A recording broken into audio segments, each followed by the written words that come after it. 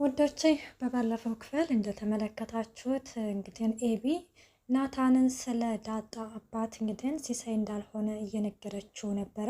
ይህንን እየጠየቀችው እያለ ሪከርድ እያደረገ ነበረ። ኤቢ ማለት እንግዲህ ናታን የጀርመን ውሻ ማለት ነች አላለም? እንዴት እንዳሳቀኝ። እናም ይህንን ነገር እንግዲህ ሪከርድ ይዛ እያስወራችው እያለ በድንገት ውሃ ከየት መጣች ሳይባል ናታን ሰላምዬ መኝታዋ ላይ ሆና እግሯን ዘርግታ እያለች ነው ስትልም ናታንም ምጧ መጥቶባት ይሆን ብሎ እየበረሩ ወደ ሰላም ጋር ይሄዳሉ። ሰላምም እንግዲህ ምንድን ነው ናታን ደህና አይደላችሁም እንደ ስትልም ውሃ እኮ እንትን ብላን እኮ ምጥሽ የመጣው መስሎን ትላለች። ሰላምዬ ብለሻል አይደለ ስትልም አይ ውሃዬ እኔ እኮ እንደዝም ብዬ ነው እኮ እየተንጠራራሁኝ ነው እንጂ ያልኩት እኮ ሌላ አይደለም በማለትም ስትመልስ በጊዜ ኤቢ እኔ ደግሞ እንደው ያንቺን ወሬ ይዤ መምጣቴ መሮጤ መቼ ሆን ቁም ነገር ይዘሽ የምታወረው ትላታለች። እናም በዚህ ጊዜ እንግዲህ ግን ሰላምዬ ልጁ አልመጣ ብሎሽ ነው አይደለ ስትል አዎ ደኋዬ አልመጣ ብሎኝ እኮ ነው ብለው ውጣ ብለው አልጣለኝ በማለት ሰላምዬም ይሄንን ለውሃ ትመልስላታለች። እናም እሺ በቃ ልሄድ ይባባሉና እናም ሲሄዱ ናታን ትንሽ ትቆይ አንተ ስትልም ኤቢ በዚህ ጊዜ ለምንድን ነው እሱ የሚቆየው ለምን ፈልገሽው ስትልም በቃ ሂድ ናታን ትለዋለች። ውሃ እኔንስ አትፈልጊኝም ስትላት እንዴ ውሃዬ አንቺንማ በጣም ነው የምፈልግሽ እንዲሁ የዳጣ ስልክ ብደውል እየሰራልኝ አይደለም ስለዚህ ሂጅና ትፈልግሻለች ሰላም ብለሽ ንገሪልኝ ስትላትም እንግዲህ እሺ እነግራታለሁ ግን የዳጣ ስልክ ለምን እንደማይሰራ ታውቂያለሽ ትላታለች። ለምንድን ነው ስትላት እንግዲህ ደክሞት ይሆናል ሰላምዬ በጣም ስለደከመው ይሆናል ትላታለች። ሰላም ጤና ይስጥልኝ ውድና የተከበራችሁ የቻናል ቤተሰብ እንዴት ናችሁ? ደህና ናችሁ ወይ? ያለው እግዚአብሔር ይመስገን። ለዚህ ቻናል አዲስ የሆናችሁ ሰብስክራይብ በማድረግ ቤተሰብ ይሁኑ። እንዲሁም ነባሮች ስለምታበረታቱኝ እጅግ አድርጌ አመሰግናለሁ። ተወዳጅና ልብ አንጠልጣይ የሆነውን ዳጣ ድራማ ይዘንላችሁ ቀርበናል። አቶ ደረጀ ኤቢ ወደ ውጭ ሀገር መሄዷን እንግዲህ አንደኛ ዲግሪዋን እዚህ ተምራለች፣ ሁለተኛ ዲግሪዋን የምትማረው በውጭ ሀገር ነው ሲል ድጋሚ ይሄንን ርዕስ እንዳዲስ ነገር አንስቶታል። ማርታ በዚህ ነገር በፍጹም አልስማማም፣ ልጆቼ ካጠገቤ እንዲርቁ አልፈልግም ስትልም ማርታ ይሄንን ነገር መማር ያለባት ከሰዎች ብቻ ሳይሆን ከህይወትን መማር አለባት ትለዋለች። ማርታም እንግዲህን ቆይ እናንተ ወደዛ የምትልካት ህይወትን እንድትማር ነው ወይስ ምንድን ነው ስትልም ሁለቱንም መማር አለባት በማለትም ይነግራታል ማለት ነው። እንግዲህን ማርታም ይሄንን ሀሳብ በፍጹም አትስማማም። እሷ ወደ ውጭ ሀገር ሄዳ ሳትሆን መስተካከል ያለባት ስታገባ ነው ትለዋለች። ማርታ አሁንም ናታንን ለመዳር እየተዘጋጀች ነው እንዴ ስላትም አዎድ ያለ ማርታ። እናም ይህንን ነገር ቆይ አንቺ የዋህ ነሽ ይሄ በማንኛው ጸባዋ ነው እሷ የምታገባው ሲልም እንግዲህን ማርታም ይህንን ነገር ታኮርፍና በቃ ለማንኛውም አሁን ይህንን ነገር በሌላ ቀን እናወራበታለን፣ አሁን እነ ከድር ጋር ልንሄድ ስለሆነ ውሃን ይዣት ልሄድ ነው ይላታል። እሺ በቃ እንደዛ ከሆነ ቢያንስ ተምር ነገር ይዛችሁ ሄዱ ትለዋለች። እሺ ማርታዬ እንዴ አኮረፍሽ ማለት ነው እያላት ነበረ።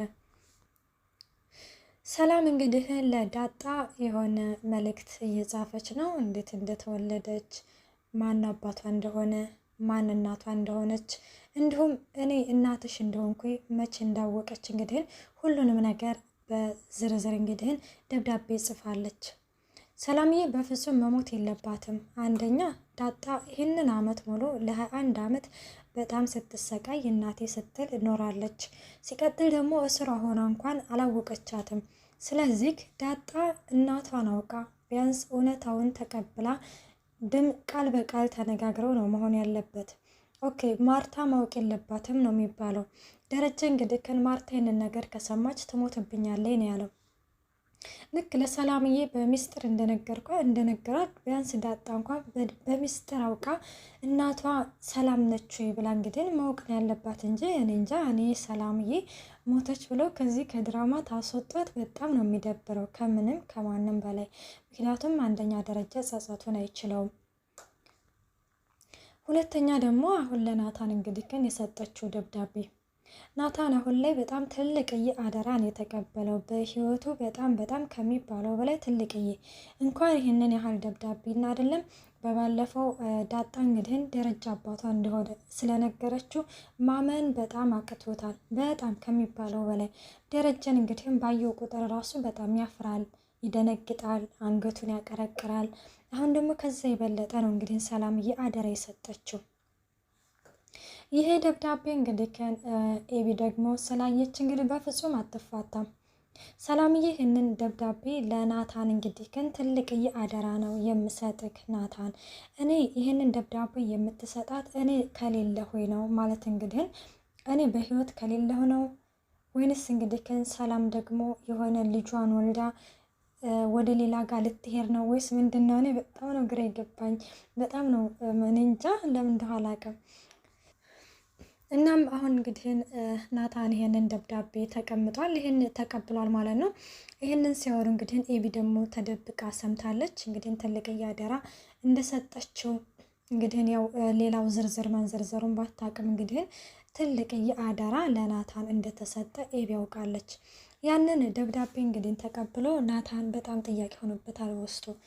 እኛ የማናውቀው ዳጣ ብቻ ልታውቀው የምትችለው ሰላም እንድታውቀው የምትፈልገው ምንድን ነው? ምን ይሆን በማለት በጣም በተደጋጋሚ በአእምሮ እየተመላለሰበት ነው። እናም እንግዲህ ይህንን ነገር ዳጣ የደረጀ ልጅ ነች። ኦኬ ሰላም ደግሞ ለምንድን ነው ብዙ ጊዜ ስለ ዳጣ ማወቅ የምትፈልገው? ምንድን ነው? ምን እየተካሄደ ነው? እያለ ነበረ። ይህንን እያብሰለሰለ ባለበት ጊዜ ኤቢ ድንገት ክፍታ ትመጣለች። ይደብቅባታል። ሲደብቅባት ራሱ ኤቢ ማለት እንግዲህ ይሄንን ደብዳቤ ማንም ሰው እንዲያየው እንግዲህ አስጠንቅቃ ነው እንግዲህ አደራ የሰጠች ሰላምዬ። ስለዚህ ይሄንን ደብዳቤ የሆነ ቦታ መደበቅ አለብኝ በማለትም እንግዲህ ግን ለራሱ እያወራ ነው። ኤቢ እንግዲህ አንድ ነገር ከያዘች አትለቅም። ኤቢ ማለት የጀርመን ውሻ ነች እያለም ናታን እንትን ሲልም አሁንም በድጋሚ ትከፍተዋለች ያንን በር ማለት ነው። ከፍታ ስትገባ ምን እየሆንሽ ነው ኤቢ ይላታል። ይኸውልህ ከኔ ከሰላም ጋር ያወራችሁትን በሙሉ ሰምቻለሁኝ ትለዋለች። ምንድን ነው የሰማሽው? ሁሉንም ነገር።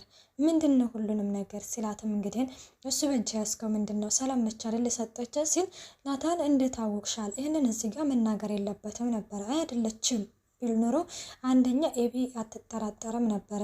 አሁን እንዴት አወቅሽ? ምንድን ነው የሰማሽው?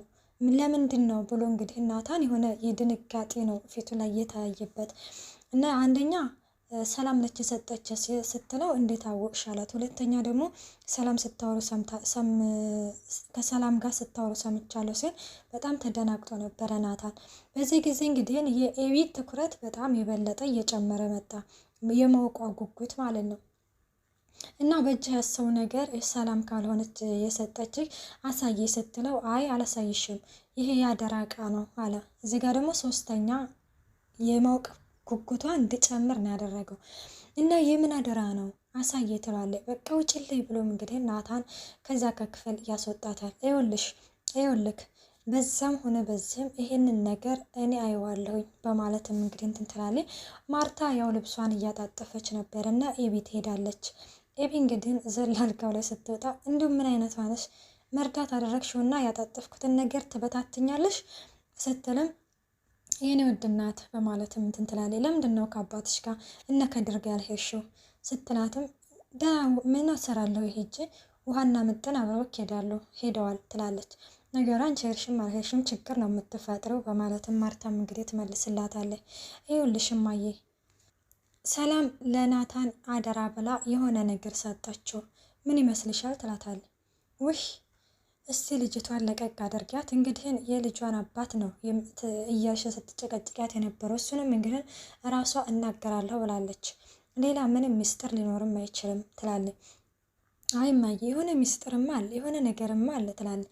ኤቢ በእርግጥ ጥርጣሬዎቿ ሁሉም ነገር ትክክል ናቸው፣ ግን አንድም ሰው ሊረዳት አልቻለም። ማነው ዛሬ ደግሞ የነ ከድርን ሲያስፈጥሯቸው ውሃና ደረጀ ምጥን በጣም ደስ ያለው። ዳጣ ድራማ እንግዲህ በጣም ደስ የሚል ነው። የሆነ ሁሉን ነገር ከተመለከታችሁት በጣም አስተማሪ ነው፣ በጣም ከሚባለው በላይ። በባለፈው የገናን በዓል ሲያከብሩ እንዴት እንዳስደሰተኝ፣ ዛሬ ደግሞ እንግዲህ እነ ከድርን ሲያስፈጥሯቸው በጣም ነበረ ደስ በሚል ሁኔታ እንግዲህ ያስፈጠሯቸው ማለት ነው።